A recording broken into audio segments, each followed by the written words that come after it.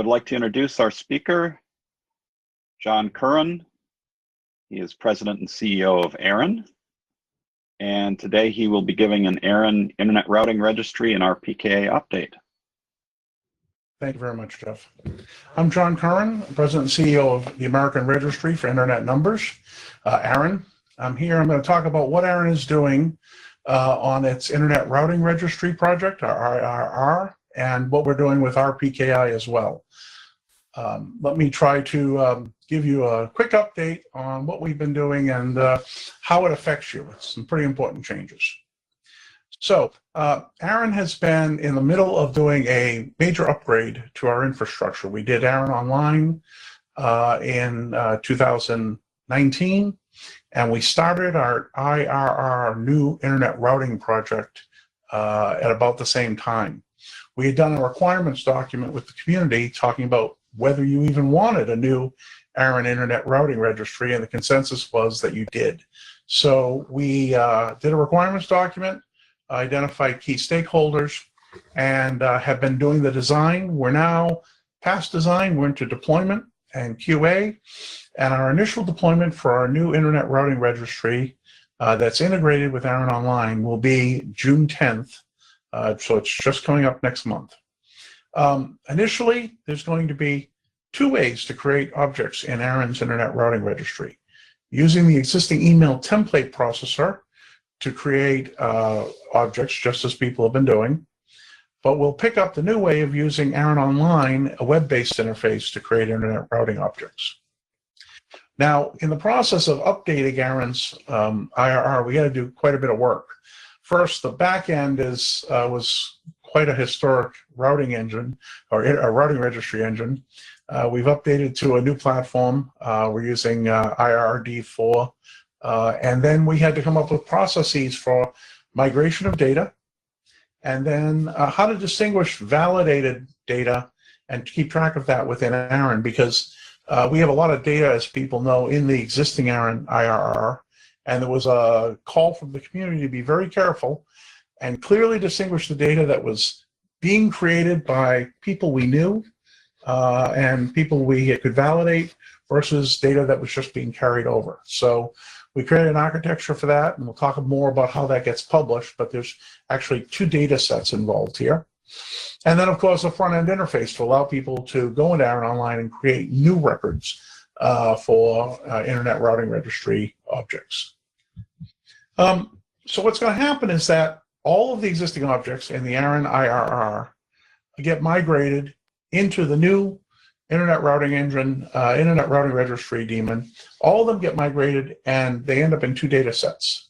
One of them is ARIN, which will be everything that's validated as meeting our requirements. So we know who it is, and the resources associated with an organization, and it's got ARIN services associated with it.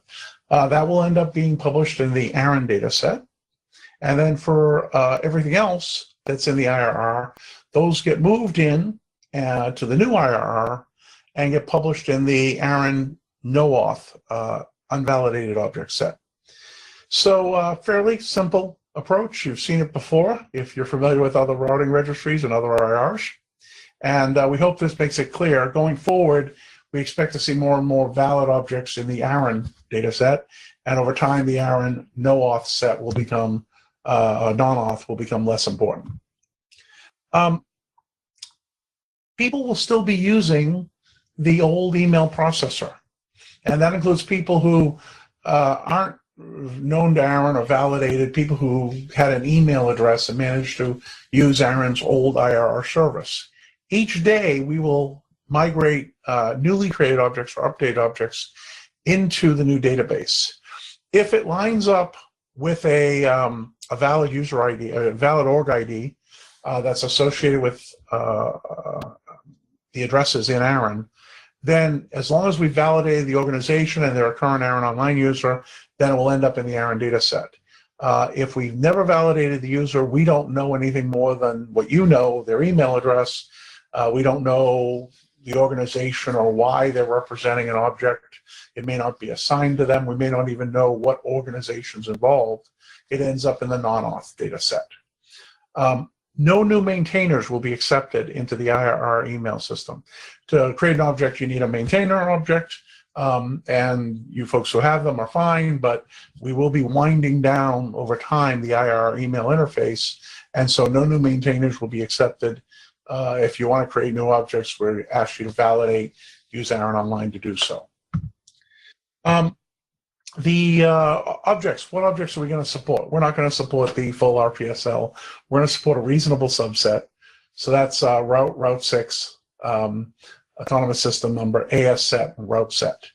And those are reflect 99% of the usage out there, so that shouldn't be a problem. When you create an object in ARIN Online, you only can maintain it and update it in ARIN Online. There's no access to that object. You can't switch between that and email templates. In fact, if you're using the email templates, continue to use them. But once you go in and begin creating objects in ARIN Online, we're going to disable your email template. So you only use ARIN Online to create the objects. And the reason for that is because there's some interesting migration issues. We don't want to get into a situation of how to reconcile objects that are updated in email and objects that are updated in ARIN Online. So the email, we're happy to provide a way to get that data into ARIN Online so you can have that and have that published, but we're not going to provide ongoing back and forth. It's intended to be a street that's one way. When you go into ARIN Online and you say, I want to start creating objects with the ARIN Online web interface, it will say, we're going to disable your maintainer ID, so you will not be maintaining things using the old email template system. Okay, so unauthenticated IR objects, you maintain them with the old email templates. When you want to have authenticated IR objects, you can continue to use the old templates and not use ARIN Online, or you can start using ARIN Online, and then that's what anyone new coming into the IR will use, and you'll end up using that. And all the objects created via the ARIN Online web interface are, of course, authenticated. Just the party logging in, using ARIN Online, we know who they are, we know what organization they're associated. We're publishing all the data, unauthenticated and authenticated IR objects. We'll be publishing them via FTP, and we'll be publishing them via NTRM. So for near real-time monitoring, NTRM feeds, we're going to offer 2 streams, one for the validated IRR, one for the unvalidated. If you're relying on ARIN IRR data today, you're using that for your own route weighting, route filtering, you need to start pulling both streams. You'll need to configure that after June 10th. The serial numbers get reset on the NRTM streams. So after June 10th, you'll need to update your processor and start pulling new streams, both ARIN and ARIN non-auth. If you don't do that, you're not going to see new data unless you use the new serial number. Obviously, FTP, we'll have 2 FTP archives for that data. You'll be able to pull down both. If you're using FTP to pull IRR data, you'll need to update to pull both ARIN non-auth and ARIN sources. Future IRR functionality. So we've had requests to have an API to manage IRR records, and we will do that. We're in the process of speccing that out so that people who want the new IRR functionality, want to have some automation, but don't want to end up using a mail-based approach, we'll have a tool that lets them switch to using the new IRR and still have some programmatic interface. Working on APIs for that purpose. We have a team looking at other IRR enhancements, and we're going to continue to have them do any other cleanup or any other functionality that people want through this year and potentially a little bit beyond. Now, as much as we love the Internet Routing Registry out there, there's a big push to actually have something that has even tighter attributes in terms of useful information, and that is RPKI. And so I want to spend a little bit of time. Our work on IRR is not designed to displace work on RPKI. It's in fact intended to be complementary. But we're also doing quite a bit of work at ARIN on RPKI. We're in the middle of a big RPKI infrastructure upgrade. And to that end, We have done some changes already. We are now doing repository generation on a faster schedule every 5 minutes. So if you go in and create new objects on our hosted service, you'll see our repository update in a rapid time. We've added our RDP, RPKI Repository Delta Protocol, to allow more timely repository retrieval than what rsync was providing. We've changed our ROA validity period. We had it set to many, many years. We're now using a more commonly used 825 days. We're going to, we've updated our RPKI delegated support to have full support for RFC 8083 up-down protocol. And we spent a little bit of time testing that out with different implementations. There's now some very good implementations for delegated RPKI servers. You can run your own CA and link into ARIN, end up with your records validated that way, but at the same time have full control over what gets published. And we've added the capability to list and delete ROAs via our RESTful registration services. They have an API for that right now using our RESTful web interfaces. Let's see what we're going to be doing. In the back end, we have some changes coming. We're going to be moving to a new HSM. Our prior HSM was getting long in the tooth, and so we're moving to a new HSM and with a more streamlined interface between the HSM and the ARIN online application. We're going to be removing some limitations. We've had limitations on the number of CRL certificate revocations lists, and those will get cleaned up in this process. Makes some other operational aspects like key signing ceremonies simpler. And that's coming later this year.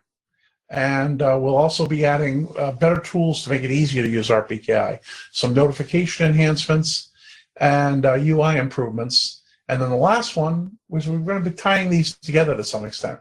We're going to make it pretty easy to synchronize IRR and RPKI data so that people who want to provide the information, so that people, no matter what they're using, whether they're using route validation with RPKI or whether or not they're taking information through IRR, will make it easier for our hosted customers to be able to put their information and keep them in sync, both IRR and RPKI. With that, it finishes my formal presentation, and I guess I'll now turn it back to questions. Hi, John.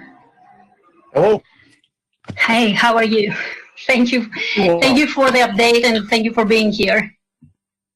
Happy to be here. Excellent. We have some questions for you. I'm just going to read them as they came in. Okay.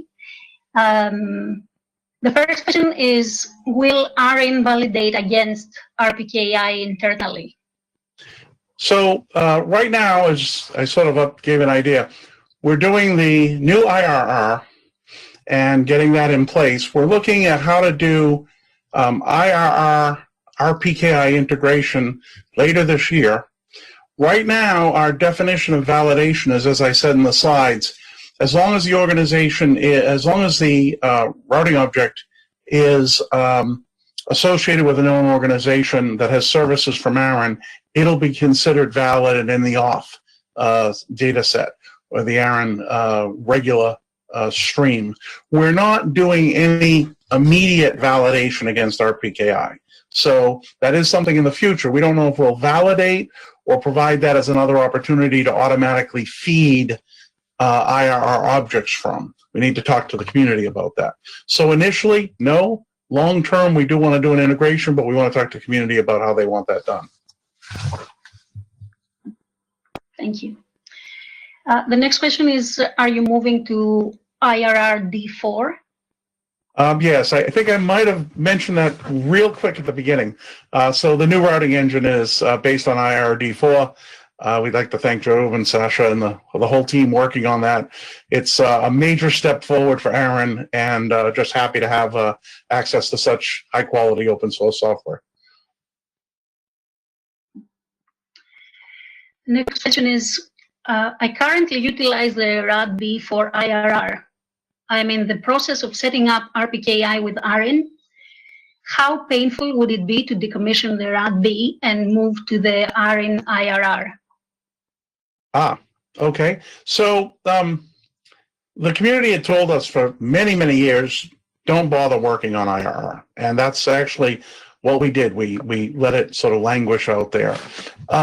And about 4 years ago, people said, hey, your IRR has gotten so far behind, you need to update it. So we're offering a new IRR. And certainly you could decide to use ARIN's new IRR if that's what you want to do. A couple of things to think about. Right now, we don't have a programmatic interface. So this is really useful for someone who wants to go on, web interface, create a few route objects. That's suitable. If you're currently doing template-based update, automatic updates for customers or similar, then you probably want to keep either using the old ARIN template-based one or continue to use RADB for a while until we can give you an API and an interface, a programmatic interface. So if you're starting from scratch, well, that's a great question. If you can maintain things manually, you might want to just create IRR objects with the new ARIN IRR coming out on June 10th. If you need a programmatic interface, I don't want to delay your project. You probably want to use something else and then look at ARIN after we have one. Thank you. The question is, do you still intend to allow other IRRs access to authentication of objects? Have you figured out how to do this? Well, okay, so we do NRTM and FTP access to both data sets, ARIN and ARIN non-auth. So people can use either sets of data they want, but the only thing that's going to show up in the ARIN data set going forward is information we can actually validate, where we know the organization, we have a current relationship with them. There's a lot of information in the old IRR that is impossible to validate. The organizations have gone away, the maintainers have gone away. So we're not providing other IRRs access one way or the other. What we're doing is creating a clean data source with the ARIN stream, which anyone can use in any way they want. I guess I missed that question. You better re-ask it. Okay. Just to make sure that I got it correctly as well. Do you still intend to allow other IRs access to authentication of objects? Have you figured out how to do this? Okay. So next question. If I proxy register objects today for my customers, what happens to these objects if I use the web interface? Can I continue to proxy register for my customers? The whole idea of proxy registration is kind of a oxymoron. We're moving to where we're going to have validated data, and that means that already, for example, in ARIN, you cannot do a redelegation to a customer without them creating their own objects. So I'd recommend you not try to build a model based on proxy systems. If you are, you might want to use another set of tools. Thank you. The next one is an RPKI question. Why did you select a 5-minute repository update? Do you have any data on the periodicity of client polling intervals? Don't have any data on that. It's an excellent question.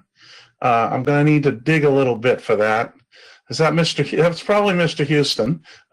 So let me, Jeff, I'll dig that up and get back and look. The 5-minute, if there's a rational basis for it, I'll let you know. And if that's not, if you have a suggested one, send it to me. Excellent. Indeed, it was from Mr. Houston.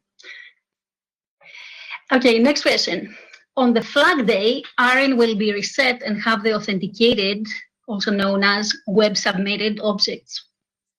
Is ARIN non-auth starting with the current ARIN contents or also from scratch? Excellent question. Actually, to be honest, this is the most complicated part of the migration. So, because the first 2 times I looked at this, I wasn't quite clear I understood it. Every day, we will take what's in the old IR database and move it into the new publication points, which are being done under IRD4. When we move it, everything that matches an authenticated ARIN organization ends up in the ARIN stream, and everything that matches that doesn't ends up otherwise in the ARIN non-auth. The sum of those two is the full set of information. So every day, whatever's been in the old template-based, email-based IRR is going to end up in ARIN non-auth being published. The set of that's validated by ARIN, where we have a valid organization ID, ends up in the ARIN stream. So it's the answer to the question, the short one is it's not from scratch, it's fully populated, minus those things that are authenticated, and those are only in the ARIN stream, not the ARIN non-auth. And every day that updates. Thank you. The next question is there day one bulk import functionality in web-based IRR, or is that pending the API? Yeah, no bulk load right now. We're going to have to figure out how to create an API that makes sense for that. And there's no standard for this, folks. So I am interested in ideas. If you have a suggestion, ARIN's suggestion process or the ARIN Consult mailing list, we would be happy to take your input as to what you need for API functionality, other than the obvious that you can do in templates right now.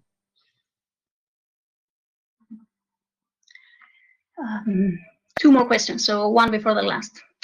What does the timeline for ARIN look like for some of those new RPKI enhancements? For example, the notification to tech and routing contacts for automatic ROA renewals. It's a priority for this year to get done by the end of 2020. I don't hear screams in the background, so I think I got that right. Thank you. And the last question we have so far, and we still have 7 minutes. Is an LRSA required for access to this new IRR service? Another excellent question. So the only things that end up in the ARIN stream is authenticated objects, and that means we actually know the organization. We have an agreement with them. There's a lot of old data we don't actually know who put in, or whether the party that put it in for the old objects, the old legacy blocks, for example, whether or not that party's still the one associated with it. So yeah, if you want to have us say we know who you are and put you in the authenticated service, then yes, you're going to have to end up becoming a customer. And that's been consistent with ARIN's approach. People who are legacy resource holders are published in the database, can update right now, can continue to do so for now. Not a problem with that. But if you want to benefit from all the new services, we got to validate who you are, and you've got to become a customer. Thank you very much, John.